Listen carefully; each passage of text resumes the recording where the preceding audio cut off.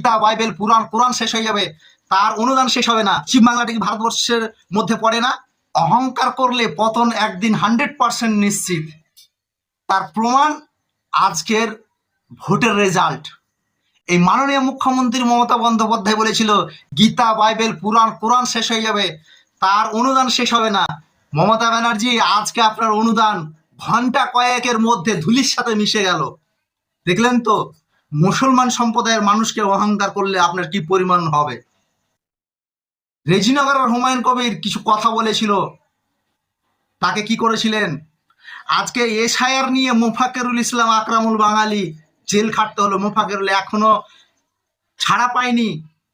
তাকে আপনি কত বড় মিথ্যা কথা বললেন যে বাগডোগরা দিয়ে পাল্লে যাচ্ছিল মোফাক্কেরুল ইসলাম, আপনার সিআইডি ধরেছে, এখন এনআইয়ের হাতে আপনি তুলে দিয়েছেন। এবার আপনি বাঁচবেন কিভাবে সেটা ভাবুন।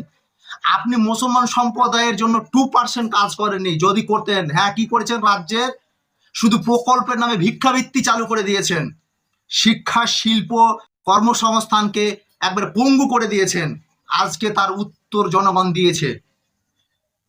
অহংকারের পতন কিভাবে ঘটে পশ্চিম বাংলার মানুষ আজকে দেখে নিয়েছে। হ্যাঁ, আপনাকে কি ভোট দেয়নি মুসলমান সম্প্রদায়ের? আপনার এমএলএ যেগুলো পাস করেছে দেখেন, মুসলিম এলাকাতেই বেশিরভাগ ভোটে পাস করেছে। আমার রঘুনাথগঞ্জে যে এমএলএ পাস করেছে 59 নম্বর বিধানসভায় কত ভোটে পাস করেছে আপনি দেখেন।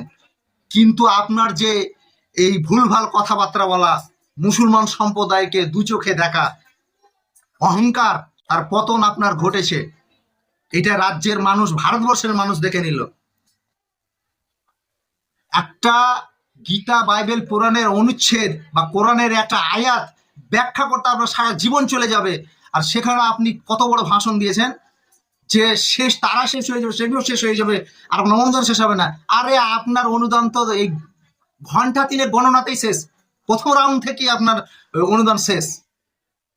কোরআন থেকে গেল, গীতা বাইবেল সব থেকে যাবে, আপনি থাকবেন না, আপনি কেউ থাকবে না।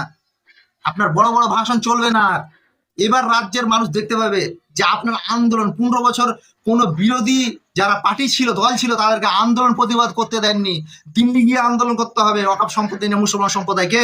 কেন, তারা কি এই রাজ্যের মানুষ নয়? পশ্চিম বাংলাটা কি ভারতবর্ষের মধ্যে পড়ে না? আপনি মুসলমান সম্প্রদায়কে মাথায় হাত বুলাচ্ছেন আর উপরে জল ঢালছেন আর তলে তলে গাছ কাটছেন। আজকে তার উত্তর ফলস্বরূপ পেয়েছেন তো। এসআইআর নিয়ে মানুষ আন্দোলন করবে, আপনি অ্যারেস্ট করবেন, জেলে দিবেন। হ্যাঁ, নরেন্দ্র মোদীর সঙ্গে আন্ডারস্ট্যান্ডিং করে আজকে মুফাক্কেরুল ইসলামকে এনআইয়ের হাতে তুলে দিয়েছেন। এরকম অনেক যুবক ছেলে জেল খাটছে। ওয়াকফ সম্পত্তি নিয়ে সাধারণ মানুষ, মুসলমান সম্প্রদায়